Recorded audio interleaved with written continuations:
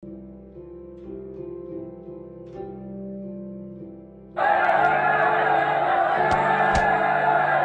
na ng presidente yung pardon mo. Laya ka na.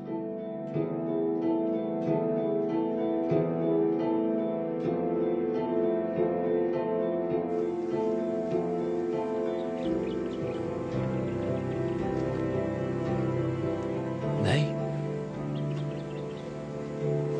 Sino ka? Nay?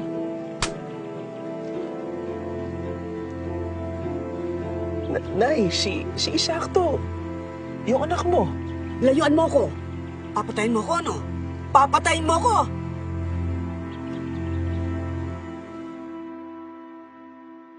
Ang sabi ng doktor, Alzheimer's daw. Hindi na daw siya nakakakilala. Kung ano-ano ang mga iniisip.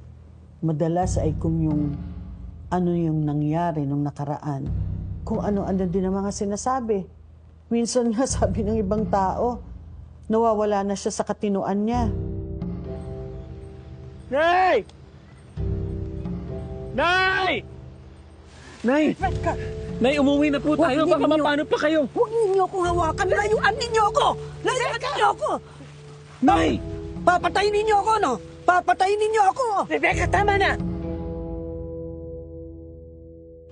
Kailangang ipadama mo sa kanya na mahal mo pa siya. Kahit hindi kanya makilala. Maaring sa isipan niya, hindi kanya kilala. Pero sa puso niya, hindi makakalimot yun. Ang mga anak maaaring makalimot.